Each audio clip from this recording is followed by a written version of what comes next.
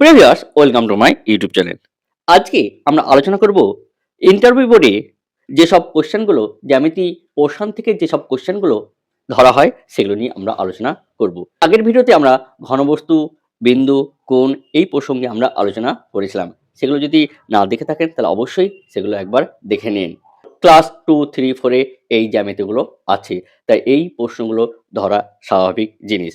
আর দেরি না করে শুরু করা যাক আজকের ভিডিওটি। তার আগে আপনাদের কাছে রিকোয়েস্ট, এই চ্যানেলের নতুন হয়ে থাকলে অবশ্যই এই চ্যানেলটিকে সাবস্ক্রাইব করে রাখবেন। আজকে আমরা যেটি আলোচনা করব সেটি হলো সমতলের ক্ষেত্রসমূহ। আপনারা যদি এর পিডিএফ পেতে চান তাহলে অবশ্যই আমার যে টেলিগ্রাম চ্যানেল আছে সেখানে যুক্ত হয়ে আপনি এর পিডিএফ ডাউনলোড করে নিতে পারেন। টেলিগ্রাম চ্যানেলের লিঙ্ক আমি আমার ডেসক্রিপশন বক্সে দিয়ে দেবো। প্রথমে আমরা জেনে নেব যে সমতলিক ক্ষেত্র বলতে আমরা কি বুঝি। সমতলিক ক্ষেত্র বলতে বোঝায় এই যে সমতলের ওপর আমরা সরলরেখা অথবা এই বক্ররেখা দিয়ে কোনো জায়গাকে যদি আমরা ঘেরতে পারি তাহলে সেটাকে আমরা কি বলবো, সমতলিক ক্ষেত্র বলবো। যার দেখেন এখানে ডেফিনেশন এবং তার উদাহরণ দেওয়া আছে। আপনি চাইলে এর পিডিএফ ডাউনলোড করে আপনি অবশ্যই এগুলো পড়ে নিতে পারবেন। এবার দেখেন আমরা জানবো যে পরিসীমা বলতে কি বুঝি। অর্থাৎ কোনো একটা জায়গাকে আমি সরলরেখা দিয়ে যুক্ত করি অথবা বক্ররেখা দিয়ে যুক্ত করি, সেটাকে তার কি বলবো, পরিসীমা। আমরা এই চতুর্ভুজের ক্ষেত্রে আমরা এইটাকে কি বলি, পরিসীমা। আর বৃত্তের ক্ষেত্রে আমরা এটাকে কি বলি, এই পরিধি বলে থাকি। যে 4 বা 5 এ কিন্তু এগুলো আছে, যে পরিসীমা কি জিনিস, ক্ষেত্রফল কি জিনিস, এগুলো। আমরা সমতলের ক্ষেত্রকে দুটো ভাগে ভাগ করি, একটা সরলরৈখিক আর একটি বক্ররৈখিক। সরলরৈখিক মানে এই যে ত্রিভুজ, চতুর্ভুজ, এই পঞ্চভুজ দিয়ে যদি কোনো সমতলের ক্ষেত্রকে আমরা যদি ঘিরে থাকি তাহলে সেটাকে আমরা কি বলবো, যে সরলরৈখিক। বক্ররেখা দিয়ে যেসব জায়গাগুলোকে ঘেরা হয় সেগুলোকে আমরা কি বলে, বক্ররৈখিক ক্ষেত্র বলা হয়। এবার দেখেন আমরা যেটা জানবো যে প্রথমে যে সরলরেখিকের মধ্যে যে ত্রিভুজ, এইখান থেকে কিন্তু আপনাকে কোশ্চেন জিজ্ঞাসা করতে পারে। তাহলে আমরা ত্রিভুজ বলতে বুঝি যে তিনটি বাহু, মানে ত্রি মানে তিন, তিনটি বাহু দিয়ে যদি আমি কোনো ক্ষেত্রকে আমরা যদি ঘিরি, অর্থাৎ কোনো একটা জায়গাকে আমরা এই তিনটে বাহু দিয়ে যদি আমরা ঘিরতে পারি তাহলে সেটাকে আমরা কি বলবো, ত্রিভুজ বলে থাকি। অর্থাৎ তিনটি বাহু দ্বারা সীমাবদ্ধ কোনো সমতলিক ক্ষেত্রকে বা সমতলিক চিত্রকে আমরা কি বলি, ত্রিভুজ বলে থাকি। তাহলে এই ত্রিভুজের নামকরণ করা কিভাবে হয়, যে এই যে এখানে একটা নাম দেব, এখানে একটা নাম দেব, আর এখানে একটা নাম দেব। অর্থাৎ এই নামগুলো আপনি আপনার মতো করে দিতে পারেন, তাতে কোনো যায় আসে না। এবং দেখেন এই যে এরকম যদি চিহ্ন ইউজ করি তাহলে এই চিহ্নটাকে আমরা কি বলি, ত্রিভুজ বলে থাকি। তাহলে এই ত্রিভুজের নাম কি হবে, যে এ বি সি। এই ত্রিভুজে দেখেন এ বি একটা বাহু, অর্থাৎ বাহুগুলো নামকরণ করা কিভাবে হয়, যে এ বি একটা বাহু, এই বিসি আর এ একটা বাহু, এটা একটা কত, এই সি একটা বাহু। তাহলে এই ত্রিভুজের তিনটে বাহু। এবং দেখেন এইখানে যে কটা কোণ আছে, তিনটা কিন্তু কোণ আছে। তাহলে এই কোণটার নামকরণ করব কি করে, যে বি এ সি। এই কোণটার নামকরণ করব কি করে, এ বি সি।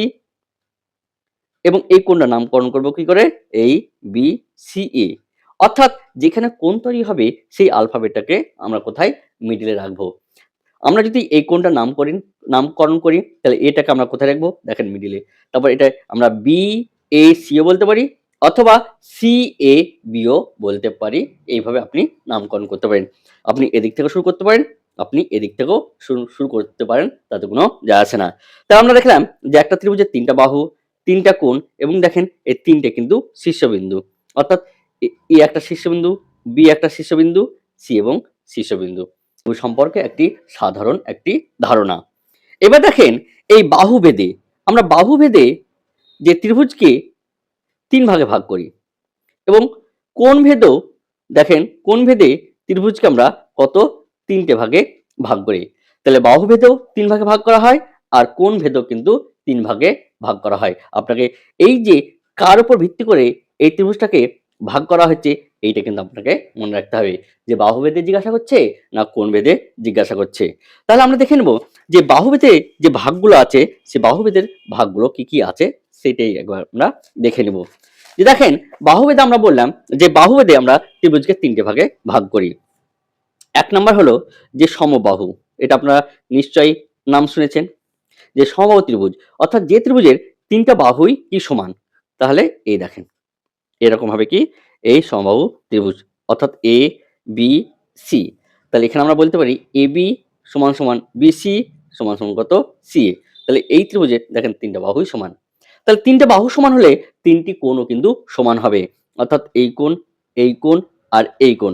তাহলে এই কোণের নাম কি, যে A B C equal B C A equal যে সি এ বি। তাহলে সমবাহু ত্রিভুজের তিনটি বাহুর দৈর্ঘ্য সমান হলে তিনটি কোণও কিন্তু সমান হবে, এটা সমবাহু ত্রিভুজের কিন্তু বৈশিষ্ট্য। এখান থেকে আপনাকে বলে রাখি, যেটা আমরা অবশ্যই পরে আলোচনা করব, যে ত্রিভুজের মধ্যমা। তাহলে দেখেন এই আমরা যদি সমবাহু ত্রিভুজের মধ্যমা যদি অঙ্কন করি তাহলে মধ্যমা কেমন হবে, এই দেখেন এই মধ্যমা, এইটাকে আমরা কি বলবো মধ্যমা।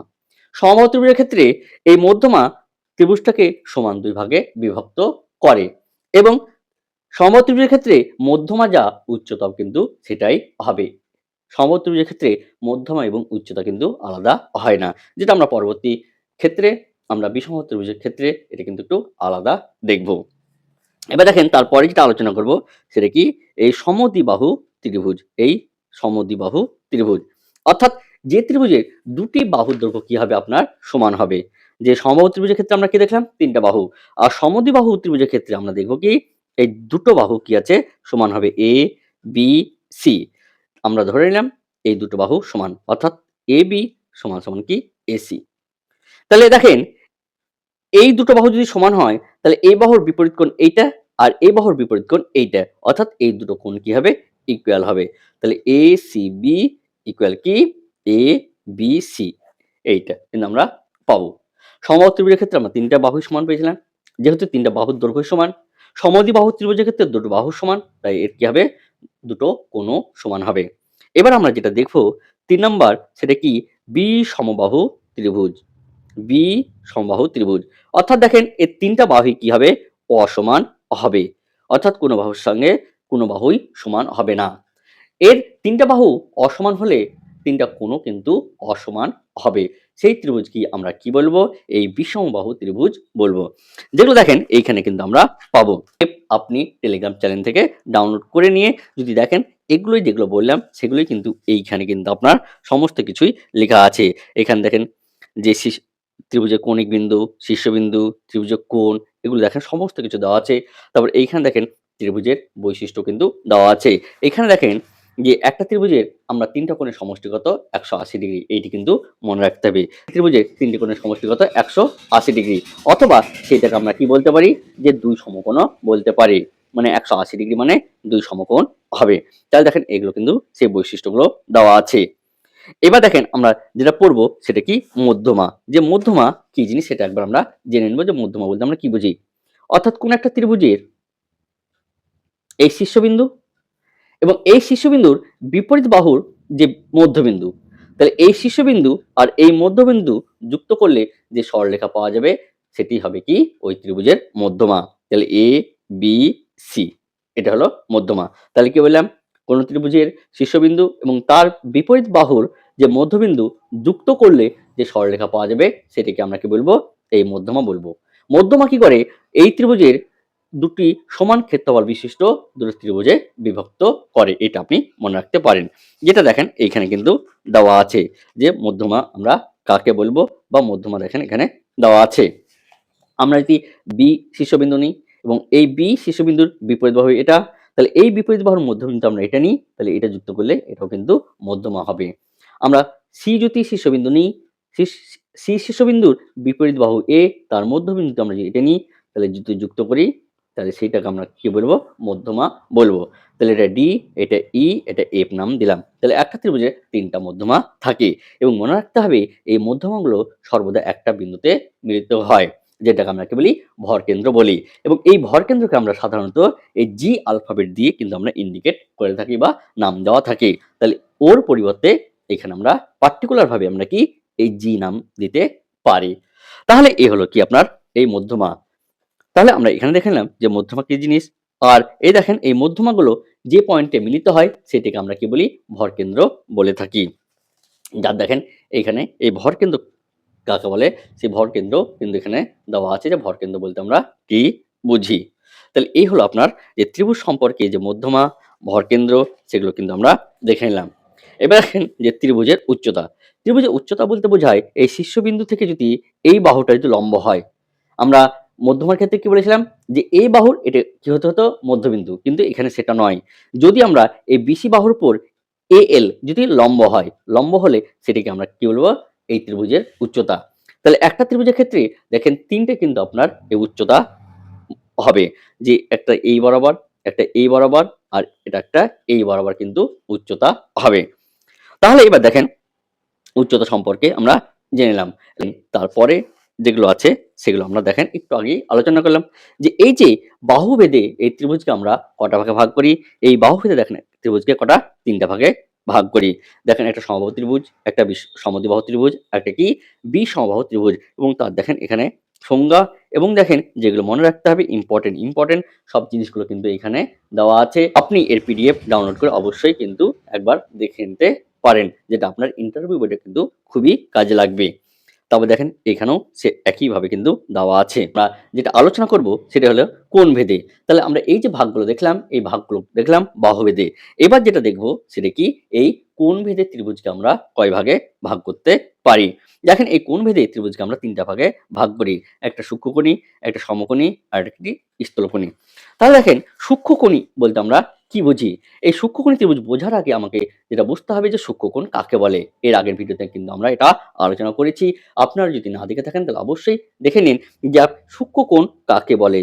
যে সূক্ষ্মকোণ বলতে আমরা বুঝি যে কোণের মান 0 ডিগ্রি অপেক্ষা বেশি কিন্তু 90 ডিগ্রি অপেক্ষা কম, তাকে আমরা কি বলি সূক্ষ্মকোণ বলি। এবার দিয়েছে কি যে সূক্ষ্মকোণী যে ত্রিভুজ, সূক্ষ্মকোণী ত্রিভুজ এর দেখেন যে এর যে কোণগুলো, অর্থাৎ প্রত্যেকটা কোণ যদি 90 ডিগ্রি অপেক্ষা কি হয় ছোট হয়, 90 ডিগ্রি অপেক্ষা যদি ছোট হয় তাহলে সেটাকে আমরা কি বলি সূক্ষ্মকোণী ত্রিভুজ। অর্থাৎ আমরা একটু আগে দেখলাম যে বাহুভেদে যে ত্রিভুজগুলো আছে, এই বাহুভেদের ত্রিভুজগুলো যদি ভালো করে লক্ষ্য করেন তাহলে এই যে ত্রিভুজগুলো সমবাহু, সমদ্বিবাহু ত্রিভুজ, বিষমবাহু ত্রিভুজ, এদের দেখেন প্রত্যেকটি কোণই কিন্তু 90 ডিগ্রি অপেক্ষা কম। অর্থাৎ এই যে ত্রিভুজগুলো বাহুভেদে যে ত্রিভুজগুলো আছে সেগুলো সবগুলো কি এই সূক্ষ্মকোণী কিন্তু ত্রিভুজ হবে। অর্থাৎ সূক্ষ্মকোণী ত্রিভুজ বলতে বোঝায় যে ত্রিভুজের যে প্রত্যেকটা কোণ কি 90 ডিগ্রি অপেক্ষা ছোট, সেগুলোকে আমরা কি বলি সূক্ষ্মকোণী। এবার যেটা আমরা পড়বো কি যে সমকোণী। এখানে দেখেন যদি ত্রিভুজের একটি কোণ, ত্রিভুজের একটি কোণ যদি 90 ডিগ্রি হয় তখন সেই ত্রিভুজকে আমরা কি বলি, সেই ত্রিভুজকে আমরা বলি এই সমকোণী ত্রিভুজ বলি। এই সমকোণী ত্রিভুজের অর্থাৎ সমকোণ ত্রিভুজের যেটি সর্ববৃহৎ কোণ যেটা সমকোণ 90 ডিগ্রি, তার বিপরীতে যে বাহুটা থাকে সেটাকে আমরা কি বলি অতিভুজ। এইটাকে সাধারণত অর্থাৎ এই কোণের সাপেক্ষে এই বাহুটাকে আমরা কি বলি ভূমি, আর এটা হবে তার কি এই লম্ব। তাহলে একটা সমকোণ ত্রিভুজের সবথেকে বড় বাহুর নাম সেটা কি এই অতিভুজ। এটাও কিন্তু আপনাকে ইন্টারভিউ বোর্ডে জিজ্ঞাসা করতে পারে। এবার যেটা আমরা পড়বো সেটা কি স্থূলকোণী ত্রিভুজ। অর্থাৎ যে ত্রিভুজের একটি কোণের মান 90 ডিগ্রি অপেক্ষা বেশি কিন্তু 180 ডিগ্রি অপেক্ষা কম, অর্থাৎ এই কোণটার মান দেখেন যে এই কোণটার মান যে 90 ডিগ্রি অপেক্ষা কি বেশি কিন্তু 180 অপেক্ষা কম, তাহলে সেই ত্রিভুজকে আমরা কি বলি স্থূলকোণী ত্রিভুজ বলে থাকি। তাহলে দেখেন এগুলো কিন্তু এইখানে আপনার সমস্ত কিছু কিন্তু দেওয়া আছে, যে কোনগুলোকে আমরা সমকোণী ত্রিভুজ বলবো, কোনগুলোকে আমরা স্থূলকোণী ত্রিভুজ বলবো, কোন ত্রিভুজকে আমরা সমকোণী ত্রিভুজ বলবো, তার বৈশিষ্ট্য সমেত সমস্ত কিছু কিন্তু আপনি এইখানে পেয়ে যাবেন। তাই অবশ্যই আপনি এর পিডিএফটা ডাউনলোড করে রেখে দেবেন। তাহলে এইখানে দেখেন আপনাকে কিন্তু সেটা ছকের সাহায্যে কিন্তু দিয়ে দিয়েছে যে ত্রিভুজের যে ভাগগুলো, যে কোণ ভেদে ভাগ, বাহুভেদে ভাগ এবং বাহুভেদে ভাগের যে ভাগ, কোণ ভেদের যে ভাগগুলো সেগুলো কিন্তু দিয়ে দেওয়া হয়েছে। ভিডিওটি অনেকটা লম্বা হয়ে গেল, একটু ধৈর্য ধরে দেখবেন যা আপনার ইন্টারভিউ বোর্ডে অবশ্যই কাজে দিবে। এর পরের ভিডিওতে আমরা এই চতুর্ভুজ সম্পর্কে কিন্তু আলোচনা করব। তাই অবশ্যই এই চ্যানেলটিকে সাবস্ক্রাইব করে রাখবেন। যাবতীয় ইন্টারভিউ সম্পর্কে যেগুলো জিজ্ঞাসা করা হয় সেগুলো নিয়ে এই চ্যানেলে আমরা ভিডিও করে থাকি। তাহলে আজকের ভিডিও এই পর্যন্ত, এর পরের ভিডিওতে আবার দেখা হবে। ধন্যবাদ।